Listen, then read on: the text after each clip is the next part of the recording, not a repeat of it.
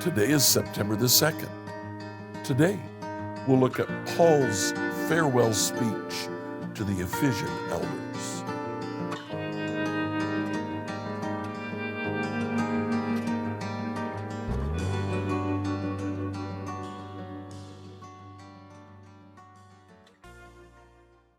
Today, as we read through the Bible in a year, please read Acts chapter 20.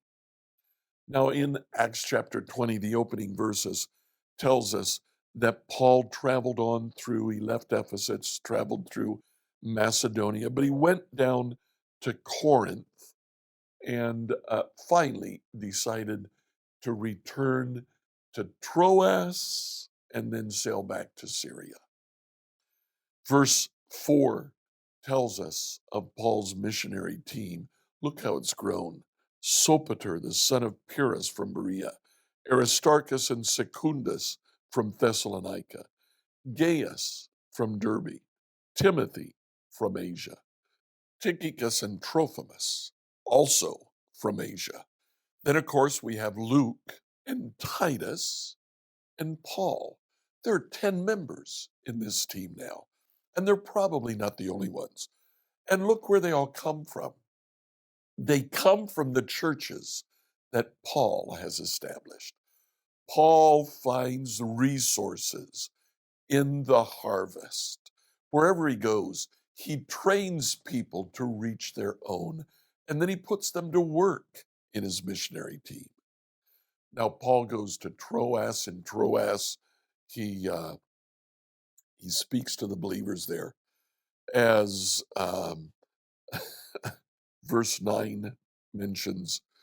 Paul spoke on and on in an upper room that had many flickering candles. I think the impression is it's late at night, the service is dragging on, candles are burning up the oxygen. A young lad named Eutychus falls asleep, falls from the window 3 stories to his death. Paul comes down, raises him from the dead, and gives him back to his family. Paul then moves on. He wants to speak to the Ephesian elders, but he doesn't want to stop in Ephesus. Personally, I think he doesn't want to stop in Ephesus because of what just took place before he left, the riot. He didn't want to endanger the church there. He himself didn't want to be endangered. We come to find out later in Paul's epistles, he says that he was actually imprisoned in Ephesus and put before, in the Colosseum, before wild animals. That probably took place before, most certainly took place before. Paul didn't want to go back to that. So he went to a city named Miletus, about 25 miles south of Ephesus, and he called for the Ephesian elders to come and visit him there. They did. That's a day's journey at least. So they take several days to travel down, be with Paul, and then leave. Paul, when the elders arrive, he begins to speak to them, starting in verse 18. From 18 to 21, Paul says, over my ministry, I have focused on the gospel. From verses 22 to 24, he says, over my ministry, I have focused on the unreached. Starting in verse 25, he says, so now I know that none of you will ever see me again. And so in verse 28, he says, guard yourselves and God's church.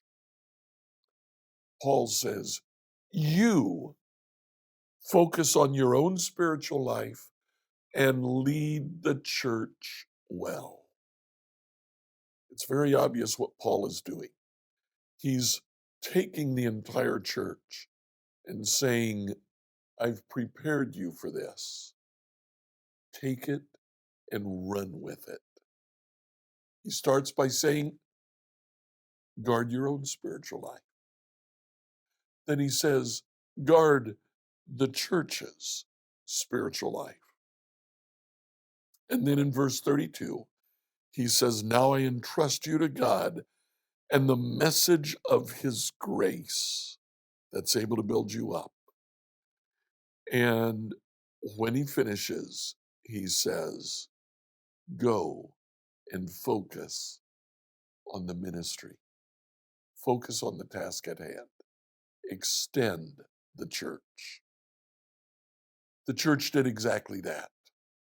The great Christian historian, Kenneth Scott Latourette, said the church grew from roughly 500 followers of Jesus to 500,000 in the first 50 years of its existence. The church has not seen growth like that since then. The church is intended to grow, and it's intended to grow through us. Guard your spiritual life. Guard the things that God has given you to do in the church. Guard the ministry.